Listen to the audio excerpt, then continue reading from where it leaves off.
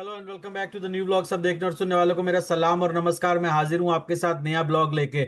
जी हाँ, बात करेंगे आज थोड़ी दोबारा बिटकॉइन की और बिटकॉइन के साथ साथ ए नेटवर्क की। और ए नेटवर्क क्या ऐसी चीजें कर रहा है जो कि आगे चल के आपको बहुत फायदा देने जा सकती है। और वो ऐसी चीजें हैं जो कि मोस्टली प्रोजेक्ट नहीं करते। मोस्टली प्रोजेक्ट क्या करते हैं, आपको रेफरल देते हैं, आपको रेफरल्स के पीछे भगाते हैं, आपको बिलियंस में सप्लाई देते हैं। दुनिया की आबादी 8 से 9 बिलियन है, कॉइन 100 100 बिलियन है। उसके अंदर आपको मिलियंस एंड मिलियंस के एयर ड्रॉप देते हैं। एक ही रात में आपको फील करा देते हैं कि आप दुनिया के सबसे अमीर आदमी बनने जा रहे हैं। और आपको इतने ज्यादा सपने दिखाते हैं, ख्वाब दिखाते हैं कि बस 30 दिन बाद ये हो जाएगा, 60 दिन बाद ये हो जाएगा, इसका ये आ जाएगा, ये ट्रेजरी पार्टनर आ गया, वो आ गया। लेकिन यहाँ पे हर चीज एक ऐसी होनी चाहिए जो कि आपके सामने बिल्कुल क्लियर हो, बिल्कुल आपको पता चले कि दुनिया में क्या होने जा रहा है, चीजें कैसी चल रही हैं। सबसे पहले बात करेंगे बिटकॉइन के बारे में। बिटकॉइन ने ऐसा क्या किया, बिटकॉइन की सोच आई कहां से। आप सोचे एक ऐसी दुनिया है जहां पे आप अपने पैसे को कहीं भी मूव कर सकते हैं। कोई बैंक, कोई मिडलमैन आपको उसके अंदर रोक टोक नहीं कर सकता। कोई गवर्नमेंट नहीं है जिसका जब दिल चाहा आपके पैसे के ऊपर और पैसा प्रिंट कर दिया, आपके पैसे की वैल्यू जो है नीचे गिर गई। कोई बंदा ऐसा बीच में ना हो जो आपके पैसे को बैठ के कंट्रोल कर रहा हो। ठीक है, ये एक आइडिया था जो कि बिटकॉइन बनाने के पीछे था। इससे पहले, बिटकॉइन से पहले क्या था, बिटकॉइन से पहले जितना भी पैसा था, चाहे वो ऑनलाइन हो, चाहे बैंक में हो, चाहे उसके अंदर एक कोई ना कोई मिडलमैन था। आप पेपैल की मिसाल ले लीजिए। पेपैल में क्या था, पेपैल आपके पैसे को कंट्रोल करता था। बैंक्स क्या है, बैंक्स आपके पैसों को कंट्रोल करते थे। आपने किसी को पैसा भेजना है, फैमिली को भेजना है, बैंक जाए, बैंक में जाके बताएं, वो आपकी इंफॉर्मेशन लेगा, आपके रिश्तेदार की लेगा, उसके बाद उसको पैसे भेजेगा, उसकी अकाउंट इंफॉर्मेशन, सब चीजें उनके पास थी। तो इसका मतलब क्या था, हमेशा आप किसी और बंदे के ऊपर डिपेंड करते हैं, ना ही कि वो पैसा आपके कंट्रोल में था। उसके अलावा एक और बड़ी प्रॉब्लम थी। इवन जब डिजिटल कॉइन को, डिजिटल एसेट्स को बनाने का सोचा गया, तो एक और बड़ी प्रॉब्लम आई जिसको कहते हैं डबल स्पेंडिंग, यानी कि एक ही चीज को दो दफा खर्च करना। अब कैसे, आप सपोज कर लीजिए आप मोबाइल के अंदर एक फोटो खींचते हैं और फोटो सिर्फ आपकी है, उसके अलावा दुनिया में किसी के पास नहीं है। आपने वो फोटो अपने किसी दोस्त को सेंड कर दी, उस दोस्त ने दूसरे को कर दी। अब वो आपके पास भी हो गई, आपके दोस्त के पास भी हो गई, और आगे उसने जिसको भेजी उसके पास भी हो गई।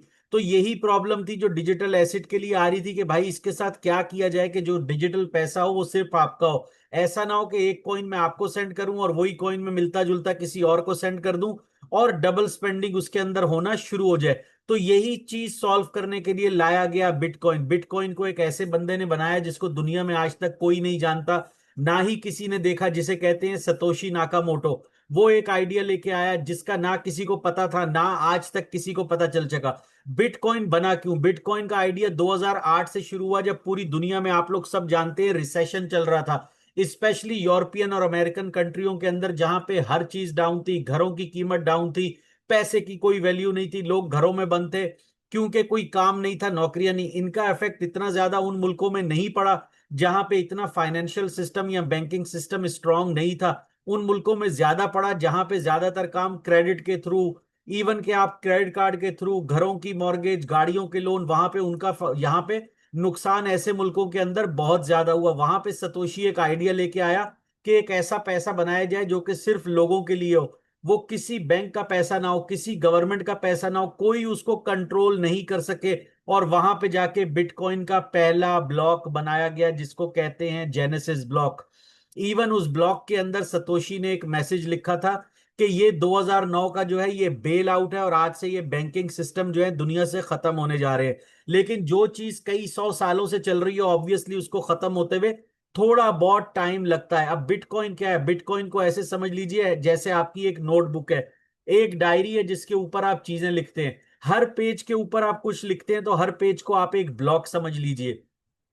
एक ब्लॉक जो है वो क्या स्टोर करता है, जैसे आपने कॉइन्स कितने भेजे, आपने कॉइन्स कितने रिसीव किए, हाउ मेनी कॉइन्स, कितने कॉइन्स इधर से उधर गए, और उस पेज को किसने फिल किया, जिसको आप वैलिडेटर भी कह सकते हैं या माइनर भी कह सकते हैं। और उसके बाद एक अलग पेज, जब वो पेज खत्म हो गया तो एक अलग पेज ऐड हुआ, उन दोनों पेजों को जब मिलाया गया तो उसको कहते हैं ब्लॉकचेन। यानी जहां पेज से पेज, इंफॉर्मेशन से इंफॉर्मेशन, उसको कहते हैं ब्लॉकचेन। जिस तरह हम कहते हैं कि हमारी इसकी ब्लॉकचेन क्या है, इसकी लेयर 1 ब्लॉकचेन है, लेयर 2 ब्लॉकचेन है, तो जिनकी लेयर वन ब्लॉकचेन होती है वो ज्यादा क्यों होते हैं? क्योंकि उनकी खुद अपनी ब्लॉकचेन होती है। अब सपोज कीजिए आपकी एक अपनी किताब है, आप उसके अंदर कुछ लिखते हैं, डायरी है, और एक आप किसी की डायरी मांग के अपनी कोई चीज लिखते हैं, तो ज्यादा सेफ क्या हुई? वही वो किताब जो आपकी अपनी है, आपके अपने कंट्रोल के अंदर है। तो इस तरह यहां पे बना बिटकॉइन। बिटकॉइन को लाने का मकसद क्या था? कि बैंकों का कंट्रोल खत्म कर दी गए। उसके बाद रिवॉर्ड्स निकाले गए, रिवॉर्ड्स का सिस्टम निकाला गया। जब बिटकॉइन शुरू हुआ, मैंने पहले ही बताया, कोई ज्यादा लोग नहीं थे, बहुत चंद लोग थे, आम से कंप्यूटर के ऊपर बिटकॉइन को बनाया जा सकता था। उसका ऐसा सिस्टम बनाया गया कि हर 4 साल के बाद उसकी हेल्विंग हो। पहले 4 साल हर ब्लॉक बनाने पे, यानी कि मैथमेटिकल प्रॉब्लम सॉल्व करने पे, आपको 50 बिटकॉइन मिलते थे। उसके 4 साल बाद इसको 12.5 कर दिया गया। 12.5 के बाद आप समझ लीजिए इसको 6.25 कर दिया गया। 6.25 के बाद इसको 3.75 कर दिया गया। इस तसिया 3.25, जो भी इसका रेट निकलता होगा वो आप देख लीजिए, इस तरह कर दीजिए। इस तरह बिटकॉइन की हेल्विंग होती गई और बिटकॉइन स्कार्स से स्कार्स होता चला गया। 8 बिलियन की आबादी के अंदर जब 21 मिलियन का कॉइन निकाला गया, तो उसका कॉन्सेप्ट ये था कि 8 बिलियन के अंदर अगर हम 21 मिलियन की चीज निकालेंगे तो वो उसका 1% भी नहीं बनता। तो जब हम निकालेंगे तो ये चीज स्कार्स होगी और इसकी जो है वैल्यू बनेगी। उसकी ब्लॉकचेन को, उसकी हर चीज को ऐसे डिजाइन किया गया कि उसकी हर ट्रांजैक्शन वैलिड रहे, उसके सारे रूल्स फॉलो किए जाएं, उसको कोई दोबारा बना ना सके, कोई उसके सिस्टम को चेंज कर ना सके। इस तरह निकाला गया। इसकी पहली हेल्विन जो थी वो 2009 में जब शुरू हुआ तो 50 बीटीसी थे, मैंने जैसे बताया। 2012 के अंदर वो 25 हो गए, फिर 2016 के अंदर 12.5 हो गए, 2020 में 6.25 हो गए, और 2024 के अंदर वो 3.12 हो गया। और अगर आप क्रिप्टो की साइकिल्स उठाएं, तो जो मार्केट डाउन होती है, बूम आता है, वो आपको इन्हीं सालों में नजर आएगा। जैसे कि 2009, फिर 2013, फिर 2017, फिर 2020 और फिर 2024। इनमें क्यों फर्क है? जब वो हेल्विंग होना शुरू होती है तो इफेक्ट आते आते टाइम लग जाता है। तो आपने 2025 का बूम देखा, 2020 का बूम देखा, जहां पे जब कोविड आया था, उससे बड़ा बूम आज तक नहीं आया। तो मोस्टली जो लोग इसको समझते हैं और जानते हैं कि ये बिटकॉइन की हेल्विंग के साथ ऐसी काफी चीजें होती है। 99% बिटकॉइन जो है माइन हो चुका है। सिर्फ 1% बिटकॉइन माइन होना बाकी है, और उसको माइन करने के लिए 115 साल और चाहिए। जी हाँ, अब 114 रह गए, 2026 आ गया। तो 2140 में जाके बिटकॉइन जो है उसकी माइनिंग पूरी होगी, 2140 के अंदर। लेकिन क्या उसकी माइनिंग खत्म होने के बाद लोग माइन करना छोड़ देंगे? नहीं, फिर भी बिटकॉइन को माइन करना छोड़ा नहीं जाएगा। क्या उनको बिटकॉइन मिलेगा? नो, उनको मिलेंगे सतोशीज, जो कि बिटकॉइन के अंदर 100 मिलियन सतोशीज हैं। यानी 100 मिलियन सतोशीज को जोड़ो तो एक बिटकॉइन बनता है। यानी अगर आपके बेटे ने आज से, बेटा कह रहा हूं, अगर आपके बाप ने, बाप से यानी कि आपके वालिद साहब ने, आपके पिताजी ने 2008 में, 2009 में बिटकॉइन माइन करना शुरू किया, और अगर आज वो इस दुनिया में नहीं रहे और आज भी आप उनके अकाउंट पे बिटकॉइन माइन कर रहे हैं, तो आप लाइफ टाइम माइन कर सकते हैं। क्या होगा आगे चल के? 2140 में आप इसको जनरेशन टू जनरेशन पास करते जाएंगे, और जब 2140 में इसकी पूरी माइनिंग 100% कंप्लीट हो जाएगी, तो आपको क्या मिलेंगे? सतोशी। जो भी इसकी ब्लॉकचेन पे ट्रांजैक्शन होगी, जो माइनिंग होगी, रिवॉर्ड की सूरत में आपको मिलेगी सतोशी। ये आपका आइडिया जो है कहां से निकाला गया? सिर्फ डिजिटल करेंसी को स्कार्स बनाने के लिए, डिजिटल करेंसी को, इसको बिटकॉइन को ऐसा बनाने के लिए कि ये इतना दुनिया में ना हो कि दुनिया के हर एक के पास ये चीज पहुंच जाए। जब बिटकॉइन बनाया गया तो इसकी वैल्यू कुछ भी नहीं थी। $1 के अंदर आपको 1000 से ऊपर बिटकॉइन मिलते थे। जी हाँ, $1 के अंदर 1000 से ऊपर बिटकॉइन मिलते थे। फिर एक कंपनी आई, उसका सेंट गोल्ड करके समथिंग ऐसा कुछ नाम है, सेंट माउंट गोल्ड समथिंग, वो आप लोग ऑनलाइन चेक कर सकते हैं। उन्होंने कहा कि इसकी कुछ ना कुछ वैल्यू निकालनी पड़ेगी। तो उन्होंने क्या किया? बोला जितनी बिजली खर्च होती है इसको बनाने के लिए, उतनी वैल्यू इसकी बना देते हैं। तो उन्होंने 0.0003 सेंट्स समथिंग करके इसकी वैल्यू को बना दिया गया। लेकिन इसकी असल वैल्यू पहली बार कब आई? क्योंकि कोई एक्सचेंज नहीं था, कोई लिक्विडिटी पूल नहीं था। जब बिटकॉइन शुरू हुआ तो उसका लिक्विडिटी पूल जीरो था। आज जो लोग नए प्रोजेक्ट्स के बारे में सवाल करते हैं, जैसे ए नेटवर्क है, ए नेटवर्क सेम उसी प्रिंसिपल्स पे चल रहा है जैसे कि बिटकॉइन चलता था। कोई प्रिंसिपल में फर्क नहीं है। लोग हम लोगों को गलत समझते हैं कि हमने कहा ये नया बिटकॉइन बनने जा रहा है। हमने ये कभी नहीं कहा कि ये नया बिटकॉइन है। क्या हम ये कहते हैं बिटकॉइन 2026 के 2026 में एक कॉइन आया जो कि बिटकॉइन के प्रिंसिपल्स को फॉलो कर रहा है। जैसे बिटकॉइन चला उसको सेम तरीके से फॉलो कर रहा है। जब बिटकॉइन आया तो उसमें कोई लिक्विडिटी पूल नहीं था, जीरो। और आज पूरे दुनिया के डिजिटल वर्ल्ड को, यानी डिजिटल करेंसी को कौन लीड करता है? वो करता है बिटकॉइन। ये वो बिटकॉइन था जो जीरो से स्टार्ट हुआ, नो लिक्विडिटी पूल। उसको जो बनाने वाले थे उनका बिलीफ था कि ये एक दिन जाएगा। कई लोगों ने इसको सिर्फ एक वीडियो गेम समझ के माइन किया कंप्यूटर के ऊपर, उन्होंने हार्ड ड्राइव्स फेंक दी। एक और किस्सा होगा जहां एक गर्लफ्रेंड ने बॉयफ्रेंड की हार्ड ड्राइव फेंक दी। लेकिन ये चीजें ऐसे शुरू हुई जब उस बंदे ने पहली दफा 10,000 बिटकॉइन देके दो पिज्जे लिए, तो इसकी प्राइस जो है वो थोड़ी बहुत आई। उसके बाद सतोशी डिसअपियर हो गया, सतोशी को वैसे ही कोई नहीं जानता था। चंद मिलियन कॉइन उसके वॉलेट में आज भी मौजूद हैं जो कि बिलियंस ऑफ डॉलर्स बनते हैं। वो ये काम किसके लिए करके गया? वो चाहता था दुनिया से बैंकिंग सिस्टम खत्म हो। लेकिन सतोशी का एक ख्वाब था जो पूरा नहीं हो सका। अगर आप व्हाइट पेपर पढ़ेंगे तो आपको पता चलेगा सतोशी का एक ख्वाब था जो कि पूरा नहीं हो सका। वो चाहता था कि दुनिया के हर आम बंदे के पास बिटकॉइन जा सके, हर आम बंदे के पास। उसने इसलिए एक बिटकॉइन के अंदर 100 मिलियन सतोशीज डाले ताकि छोटे छोटे हिस्सों में लोगों के पास जा सके। आज आप लोग जब $100 का, $500 का, $1,000 का, इवन $10,000 का भी बिटकॉइन खरीदते हैं तो वो आप सतोशी खरीद रहे हैं। जब तक वो 100 मिलियन सतोशी नहीं होंगे तो आपका बिटकॉइन पूरा नहीं होगा। यही 21 मिलियन की सप्लाई थी। अब हम आ जाते हैं सीधा ए नेटवर्क के ऊपर। ए नेटवर्क ऐसा काम क्या करने जा रहा है? सबसे पहले ए नेटवर्क ने किया 21 मिलियन सप्लाई, सेम एंड्स। जैसे उसमें 100 मिलियन सतोशीज थी, इसके अंदर 100 मिलियन एंड्स। वो कंप्यूटरों पे बनता था। उसके बाद कंप्यूटर पे मैथमेटिकल पजल हार्ड से हार्ड होते गए, कंप्यूटर महंगे से महंगे होते गए। इवन के वो मशीनें जो अब बिटकॉइन बनाती हैं वो लाखों रुपए में है। तो एक आम बंदे की पहुंच से बिटकॉइन दूर जाता गया। लेकिन ए नेट लेके आ रहा है प्रूफ ऑफ वर्क, जो कि same bitcoin proof of work पे काम करता था। लेकिन क्योंकि उस जमाने में इतने फोनों का रुझान नहीं था, फोन इतने नए और मॉडर्न नहीं थे कि उनके ऊपर माइनिंग हो सके, यहां से निकाला गया प्रूफ ऑफ वर्क, लेकिन टाइम बेस्ड। तो ए नेटवर्क ने निकाला proof of work time based, जहां पे आपकी टाइम की वैल्यू है। याद रखिएगा, दुनिया में आप जितने मर्जी पैसे वाले हो, अगर टाइम एक दफा गुजर गया, आप अपनी सारी जिंदगी की कमाई हुई दौलत देके भी टाइम को वापस नहीं ले सकते। यहां पे देखा जाता है टाइम, जो हर 6 घंटे का आप एक सेशन करते हैं, वो जैसे ही आपके मोबाइल में पूरा होता है वो उसके बाद सीधा सर्वर के अंदर ट्रांसफर होता है। सर्वर उसको वैलिडेट करके सीधा ब्लॉकचेन पे डालता है। हमारी ब्लॉकचेन ऑलरेडी लाइव है। अगर आप ऐप में जाके वेब4 ब्राउजर पे जाएंगे और आप हमारा इनक्लोज मेननेट देखें, वहां पे आपको लाइव ब्लॉकचेन नजर आ रही होगी, जिसके ऊपर आप लाइव ब्लॉक्स बनते हुए देख सकते हैं। पाई ले लीजिए, इंटरलिंक ले लीजिए, सिद्रा ले लीजिए, रूबी ले लीजिए, किसी प्रोजेक्ट को ले लीजिए। मैं किसी को अच्छा या बुरा नहीं बोल रहा, उन सब के अंदर जो कॉइन है वो प्री माइन कॉइन है। प्री माइन कॉइन का मतलब जो कॉइन पहले माइन कर लिए गए हैं। ए नेटवर्क को किस तरह स्कार्स बनाया जाएगा? इसके अंदर कोई कॉइन माइन जो है वो नहीं किया गया। जो माइन हो रहा है वही कॉइन अवेलेबल होगा, जो माइन नहीं हुआ कुछ नहीं हुआ। इस टाइम पे 28 से 29 हजार कॉइन्स जो है ए नेट के माइन हो चुके हैं।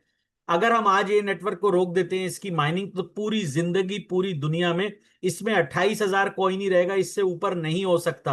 आज अगर हमारे पास लाखों यूजर आ जाते हैं तो भी ये इसी स्पीड से, जो इसकी स्कारसिटी है, माइन होता रहेगा। तो ये नेटवर्क ने क्या किया? Same 21 million coin, same 100 million and, जाके जैसे कि बिटकॉइन में 21 million bitcoin, 100 million satoshis, same इन्होंने वैसा शुरू किया ताकि माइक्रो ट्रांजेक्शन के अंदर, ट्रेडिंग के अंदर, फ्यूचर पेमेंट में, गैस फीस में जैसे सतोशी यूज होता है वैसे ही ए नेटवर्क यूज हो। आज बिटकॉइन की चेन को बहुत लोग यूज नहीं करते क्योंकि बिटकॉइन जो है एक रिजर्व एसेट बन के रह गया है। लेकिन ए नेटवर्क की जो ब्लॉक चेन है वो मैं ये नहीं कहूंगा कि दुनिया की सबसे तेज होगी, चाहे हो भी, लेकिन सोलाना बीएनबी इन सबको टक्कर देने वाली होगी, कि इन सबको टक्कर दे सकेगी। अब हम जब माइनिंग करते हैं, लोगों के सवाल लिक्विडिटी नहीं है, ये नहीं है, क्या हम ऐसे ही रखेंगे? नहीं, मे बी हम इसके अंदर लिक्विडिटी ऐड करें, लेकिन हमारा मकसद क्या है? लोगों को देना एक बिटकॉइन की तर्ज अमल का प्रोजेक्ट। बिटकॉइन शुरू हुआ जीरो से। अगर आज ये नेटवर्क जीरो से शुरू हो रहा है तो कोई फर्क नहीं पड़ता। हमारा बिलीव होना चाहिए, और मेरा एक फर्म बिलीव है कि ए नेटवर्क का कॉइन जो पहली दफा 1000 सेशन पे लॉक होने यानी अनलॉक होने जा रहा है, मेरे ख्याल से 1 महीने पहले उसकी कीमत मार्केट में आ जानी चाहिए। ये मेरी एजम्पशन है, मैं प्रिडिक्ट कर रहा हूं, मे बी ऐसा हो ऐसा ना हो।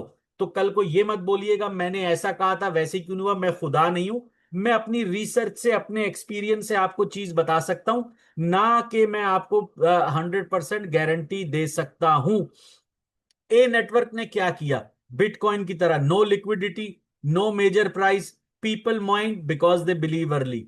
इसके अंदर कुछ ऐसा नहीं है, लोग जो माइंड कर रहे हैं, याद रखिए हमारा एक ओनली प्रोजेक्ट है इस टाइम दुनिया में जिसमें 90% लोग जिन्होंने ज्वाइन किया है वो माइन कर रहे हैं। बाकी किसी प्रोजेक्ट में आपको 60% लोग भी नजर नहीं आएंगे जिन्होंने ज्वाइन किया और वो माइन कर रहे हो।